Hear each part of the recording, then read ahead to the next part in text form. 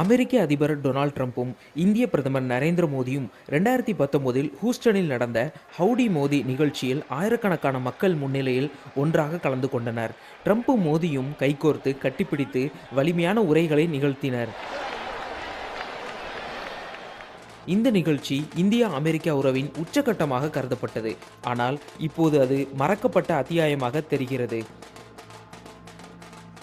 இரு நட்பு நாடுகளான இந்தியாவும் அமெரிக்காவும் இப்போது ஒரு வர்த்தக போரை சந்திக்கும் சூழலை நோக்கி நகர்ந்து கொண்டிருக்கின்றன.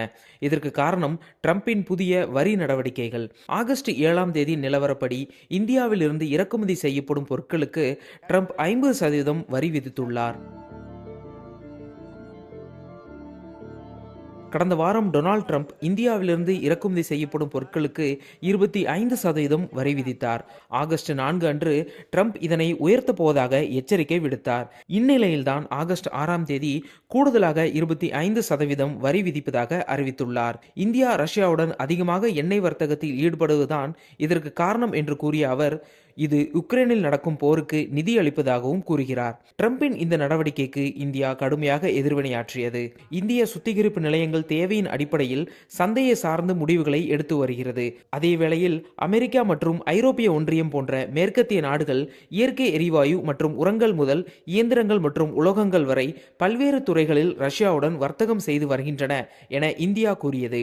இந்தியாவில் உள்ள 140 கோடி மக்களின் எரிபொருள் தேவையையும் சந்தை சூழலையும் அடிப்படையாக கொண்டே தங்களது இறக்குமதி இருப்பதாக கூறியுள்ள இந்திய வெளியுறவு அமைச்சகம், இந்தியாவுக்கு கூடுதல் வரி விதிக்கும் அமெரிக்காவின் செயல் நியாயமற்றது, முறையற்றது மற்றும் காரணமற்றது என விமர்சித்துள்ளது. இந்நிலையில் சீனா போன்ற நாடுகள் ரஷ்யாவிடமிருந்து எண்ணெய் பொருட்களை இறக்குமதி செய்யும் நிலையில் இந்தியா மீது மட்டும் கூடுதல் வரிகளை விதிப்பது ஏன் என செய்தியாளர் சந்திப்பின் போது ட்ரம்பிடம் கேள்வி எழுப்பப்பட்டது.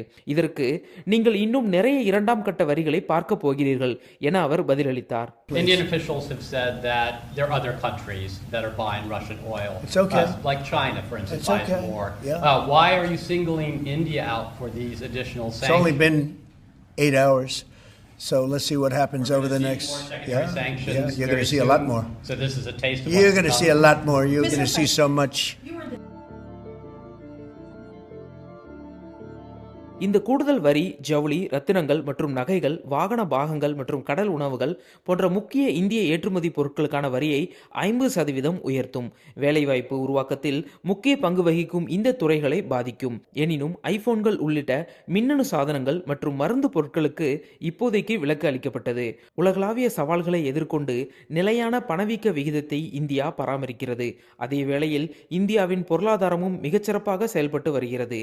ஆனால் இந்தியாவின் வளர்ச்சி அதை வரிகளால் மிரட்டி பணம் பறிக்கும் இலக்காக மாற்றுகிறது என்று நிபுணர்கள் கருதுகின்றனர். அமெரிக்காவைச் சேர்ந்த தெற்காசிய ஆய்வாளர் மைக்கேல் குகல்மேன் ட்ரம்பின் செயல்பாடுகள் தனிப்பட்ட நோக்கம் கொண்டவையாக உள்ளன என்கிறார். ட்ரம்ப் இந்திய அரசாங்கத்தின் செயல்பாடுகளால் மகிழ்ச்சி அடையவில்லை. வர்த்தக பேச்சுவார்த்தையில் அமெரிக்காவின் அனைத்து கோரிக்கைகளையும் இந்தியா மறுத்தது என்று அவர் விளக்கினார். சமீபத்திய இந்தியா பாகிஸ்தான் சண்டை நிறுத்தத்திற்கான பெருமையை மோடி தனக்கு வழங்காததால் ட்ரம்ப் கோபமடைந்துள்ளார் என குகல்மேன் கருதுகிறார்.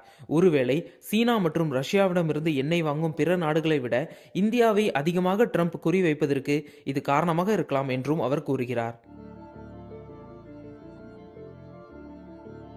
அமெரிக்காவின் இந்த அழுத்தத்தை இந்தியா எவ்வளவு காலம் தாங்கும் என்பதுதான் இப்போது கேள்வியாக உள்ளது. இந்தியாவின் வர்த்தக மொத்த உள்நாட்டு உற்பத்தி விகிதம் 45% உள்ளது. இது ஐரோப்பிய ஒன்றியத்தின் 92% விடவும் உலக சராசரியை விடவும் குறைவுதான். பொருளாதார நெகிழ்வுத்தன்மையை மட்டுமல்லாமல் உத்தி சார்ந்த தெளிவுடனும் இந்தியா இருக்க வேண்டும் என நிபுணர்கள் கருதுகின்றனர். ஜான் ஹாப்கின்ஸ் பல்கலைக்கழகத்தின் பொருளாதார பேராசிரியர் ஸ்டீவ் ஹான்கே, அதிபர் ட்ரம்ப் நிலையற்ற ஆளுமை கொண்டவர். அவர் காலையில் உங்களுடன் கை குலுக்கிவிட்டு இரவில் உங்கள் முதுகில் குத்தலாம் என்கிறார். மேலும் இந்தியா உணர்ச்சிசப்பட்டு எதிர்வினையாற்றுவதற்கு பதிலாக ஒரு எதிரி தன்னைத்தானே அழித்துக் கொண்டால் அதில் நீங்கள் தலையிட வேண்டாம் என்ற நெப்போலியனின் அறிவுரையை பின்பற்ற வேண்டும் என பேராசிரியர் ஹான்கே கருதுகிறார். இந்தியா நீண்ட கால அடிப்படையில் இந்த விவகாரத்தை அணுகுகிறது.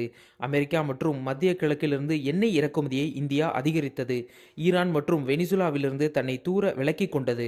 மாற்று எரிசக்தி ஆதாரங்களிலும் பெருமளவில் முதலீடு செய்தது.